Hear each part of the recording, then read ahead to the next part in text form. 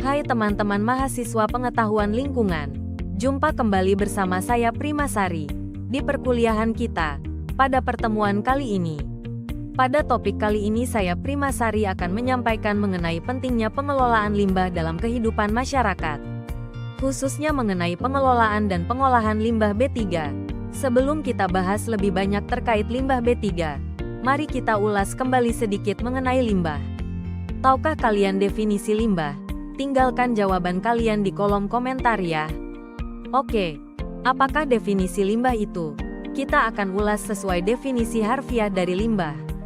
Limbah adalah zat yang dihasilkan dari sutas proses produksi, baik industri maupun limbah domestik atau rumah tangga. Nah, menurut pengertian yang tertuang dalam keputusan Menperindak RI yang juga mengatur mengenai pengelolaan dan pengolahan limbah disebutkan bahwa limbah merupakan bahan sisa atau bekas. Nah, yang dinamakan sebagai bahan sisa berarti adalah bahan tersebut sudah tidak lagi digunakan dan mengalami perubahan fungsi dari bahan tersebut. Barang sisa atau bekas di sini diasumsikan bahwa merupakan barang yang sudah tidak layak digunakan kembali dalam proses lainnya. Apabila bahan sisa ini tidak dikelola dengan baik, maka dapat menyebabkan dampak negatif bagi lingkungan dan kesehatan kita. Tahukah kalian bahwa pada tahun 2013, produksi limbah dunia sebanyak kurang lebih 35,5 juta ton dan diperkirakan kurang lebih 8 juta ton limbah dibuang ke laut, atau sama saja seperti kurang lebih 1 truk sampah yang dibuang ke laut pada setiap menitnya.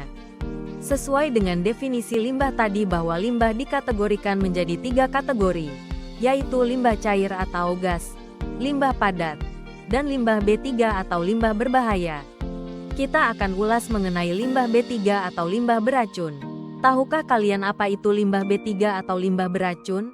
Sesuai dengan definisi dari Bapedal, limbah B3 ialah setiap bahan sisa, limbah, suatu kegiatan proses produksi yang mengandung bahan berbahaya dan beracun.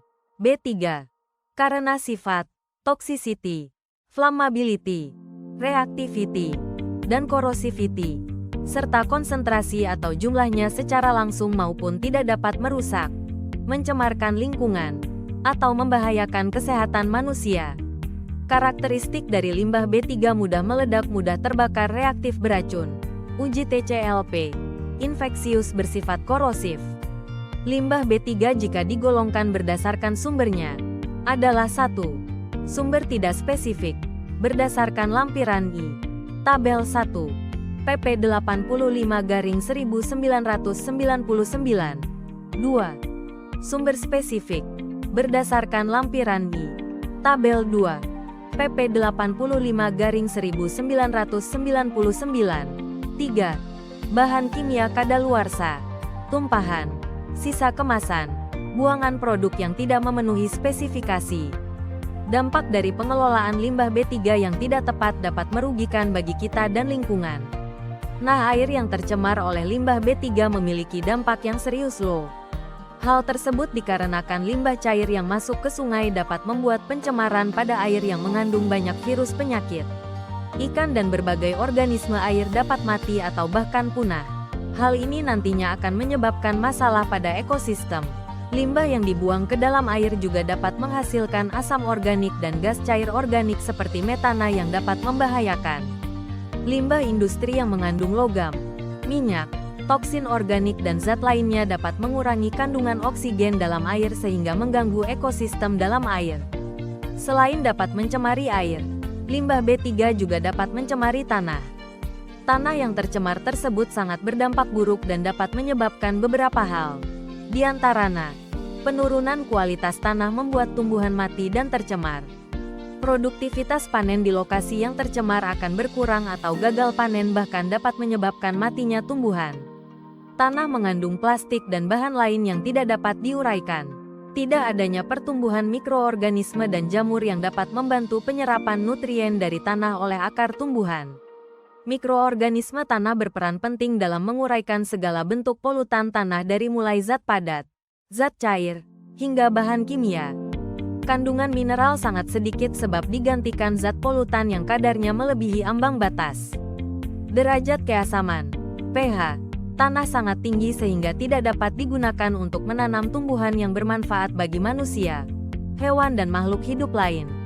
Oleh karenanya partisipasi masyarakat sangat perlu dalam pengelolaan dan pengolahan limbah B3. Selain itu masyarakat juga perlu tahu akan dampak dari pencemaran limbah B3 untuk menjaga kesehatan dan keselamatan hidup maupun lingkungan sekitarnya. Setiap orang berhak hidup sejahtera lahir dan batin, bertempat tinggal dan mendapatkan lingkungan hidup yang baik dan sehat serta berhak memperoleh pelayanan kesehatan. Sehingga marilah kita semua sadar dengan pencemaran limbah B3. Apabila terjadi penyimpangan akan adanya pengelolaan limbah B3, jangan segan untuk lapor. Kita pun juga perlu mengetahui bagaimana proses menjaga dan taat dalam pembuangan limbah B3 jika memiliki industri. Marilah kita mulai untuk sadar akan menjaga lingkungan kita sedari dari diri kita, keluarga, dan masyarakat. Dan jangan segan dan malu untuk mengikuti pelatihan untuk menimba ilmu lebih banyak. Pemerintah pun juga sudah memiliki regulasi yang sudah mengatur akan pengelolaan limbah low. Hal ini karena limbah B3 itu sangat riskan jika tidak dikelola dengan baik. Regulasi pemerintah mengenai limbah B3 dikelola secara khusus tertera pada PP Nomor 101 Tahun 2014 tentang pengelolaan limbah B3, termasuk limbah bahan berbahaya dan beracun, B3, yang dihasilkan oleh kelompok atau instansi tertentu seperti rumah sakit, perusahaan tambang, perusahaan tekstil, dan lain sebagainya. Limbah B3 harus dikelola secara khusus seperti yang tertera pada regulasi pemerintah. Tidak hanya itu, secara global juga telah mengatur mengenai pengelolaan, pengolahan, dan sistem yang tepat dalam menangani limbah B3. Banyak sekali regulasi internasional yang mewadahi isu pengelolaan limbah B3. Sehingga kita bisa lebih bijak dan mau membaca akan peraturan-peraturan yang telah dibuat tersebut. Untuk memperdalam wawasan Anda sebagai mahasiswa, ayo kita sama-sama mencari tahu. Coba kalian tunjukkan sebuah kasus pelanggaran dalam pengolahan limbah B3 yang mengakibatkan timbulnya pencemaran lingkungan sekitar. Lalu berikan tanggapan Anda dalam mengatasi permasalahan tersebut disertai dengan sumber referensi yang mendukung tanggapan Anda.